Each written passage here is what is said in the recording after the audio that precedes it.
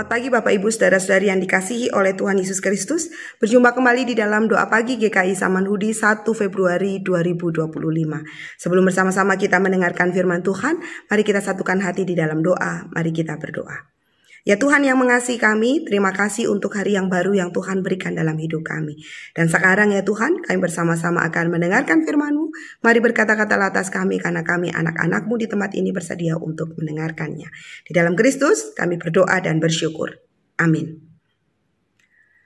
Firman Tuhan pada pagi hari ini diambil dari 2 Tawari pasal 36 ayat 11 sampai dengan yang ke-21. Demikian firman Tuhan. Sedekia berumur 21 tahun pada waktu ia menjadi raja, dan 11 tahun lamanya ia memerintah di Yerusalem. Ia melakukan apa yang jahat di mata Tuhan Allahnya, dan tidak merendahkan diri di hadapan Nabi Yeremia yang datang membawa pesan Tuhan. Lagi pula ia memberontak terhadap Raja Nebukadnezar yang telah menyuruhnya bersumpah demi Allah. Ia menegarkan tengkuknya dan mengeraskan hatinya, dan tidak berbalik kepada Tuhan Allah Israel. Juga semua pemimpin di antara para imam dan rakyat berkali-kali berubah setia dengan mengikuti segala kekejian bangsa-bangsa lain.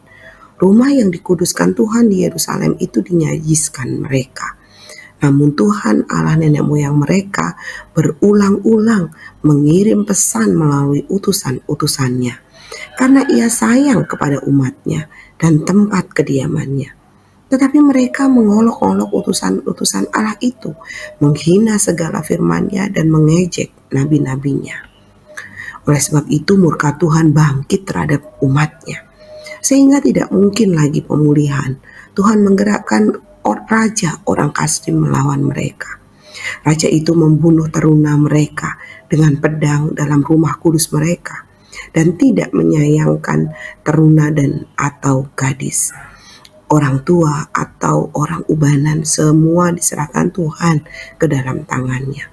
Seluruh perkakas rumah Allah yang besar dan yang kecil, serta harta benda dari rumah Tuhan, harta benda raja dan harta benda para panglimanya, semuanya dibawanya ke Babel. Mereka membakar rumah Allah, merobohkan tembok Yerusalem, dan membakar segala puri dalam kota itu dengan api, sehingga musnahlah segala perabotannya yang indah-indah. Mereka yang masih tinggal dan yang luput dari pedang diangkutnya ke Babel, dan mereka menjadi budaknya dan budak anak-anaknya, sampai kerajaan Persia berkuasa. Dengan demikian genaplah firman Tuhan yang diucapkan Yeremia, sampai tanah itu pulih dari akibat dilalaikannya tahun-tahun sabatnya, karena tanah itu tandus selama menjalani sabat, hingga genaplah 70 tahun. Bapak Ibu Saudara-saudari yang terkasih, kita yang pernah menjadi orang tua atau yang saat ini masih menjadi orang tua, tentu kita pernah marah dengan anak-anak kita. Kita marah ketika mereka tidak meletakkan barang di tempatnya, kita marah ketika mereka berbuat seenaknya sendiri, kita marah ketika perbuatan mereka mungkin merugikan orang lain sehingga membuat orang lain menjadi susah atau menjadi repot. Dan marah itu menjadi salah satu ungkapan cinta kasih dalam relasi kita sebagai orang tua. Bukan begitu Bapak Ibu Saudara-saudari yang terkasih? Mungkin kita pernah marah, atau mungkin bahkan ada yang hari ini kita sedang marah nih dengan anak-anak kita, atau hari-hari belakangan ini kita sedang marah dengan anak-anak kita. Ibu Bapak Saudara-saudari yang terkasih, firman Tuhan hari ini juga menceritakan, saya mau mengatakan ini seperti relasi anak dengan orang tua. Digambarkan tentang Allah yang sedang marah. Tetapi ini Allah kok orang tua yang kejam banget begitu ya. Kenapa kejam? Karena ini Allah nih gak main-main loh menghukum bangsa Israel. Mereka diserahkan kepada musuhnya orang Kasdim. Allah menghukum mereka. Tetapi ibu bapak saudara-saudari yang terkasih, apakah Allah sebelum menghukum mereka, Allah tidak mengingatkan? Oh tidak ibu bapak saudara-saudari yang terkasih. Ayat 15 itu mengatakan bahwa Allah berulang-ulang kali mengirim pesan kepada bangsa Israel agar mereka hidup di dalam pertobatan, agar mereka berubah dari tidak setia menjadi setia. Dan bahkan menariknya, nama Sedekia itu artinya adil dan benar. Tetapi bagaimana ia memimpin rakyatnya? Ia hidup dengan sangat amoral, ia hidup dengan sangat tidak benar, ia hidup hanya mengikuti apa yang ia mau. Bahkan ia kemudian menghancurkan rumah Allah, bait Allah. Ibu bapak saudara-saudari yang terkasih, bahkan lebih parahnya lagi, mereka kemudian bangsa Israel ini membunuh utusan Allah.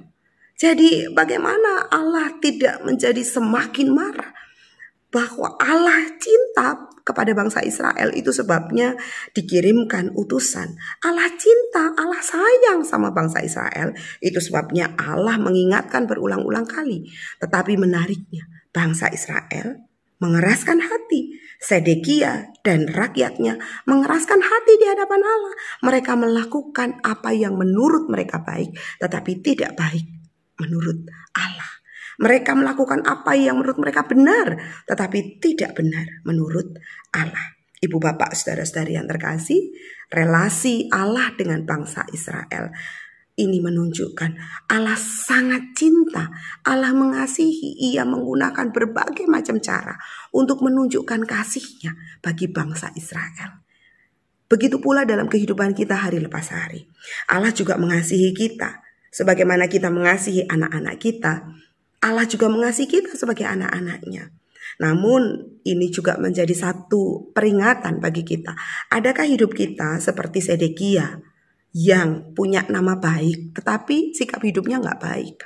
Apakah hidup kita seperti Sedekia yang diundang untuk menjadi setia dan taat, tetapi memilih untuk tidak setia dan tidak taat? Sampai pada akhirnya tidak lagi menjadi peka akan suara Tuhan, tidak lagi menjadi peka akan kasih sayang Tuhan yang dinyatakan dalam kehidupan mereka. Ibu bapak saudara-saudari yang terkasih, hari ini firman Tuhan mau mengingatkan kita, mari kita hidup setia karena Allah setia kepada kita. Dalam ketidakbenaran kita, Allah menunjukkan caranya untuk tetap mengasihi kita. Dalam ketidaksetiaan kita, Allah tetap setia dengan kita. Ia mengingatkan kita, ia menyatakan cintanya pada kita, ia memelihara kita. Oleh sebab itu, kalau ia terus memelihara kita, ia setia kepada kita, masa iya kita nggak hidup setia? Masa iya kita tidak menyenangkan hati Tuhan? Tuhan terus menerus kok menyenangkan hati kita. Oleh sebab itu, mari hidup di dalam kesetiaan. Biarlah sikap hidup kita jauh dari tindakan seperti bangsa Israel yang hidup di dalam ketidaksetiaan. Tuhan menolong dan memberkati kita. Amin. Mari kita berdoa.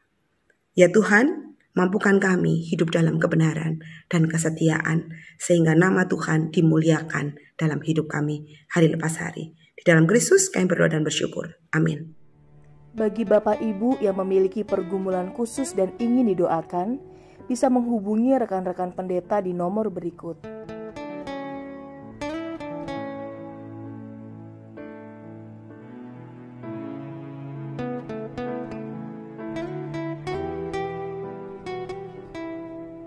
Tuhan Yesus memberkati.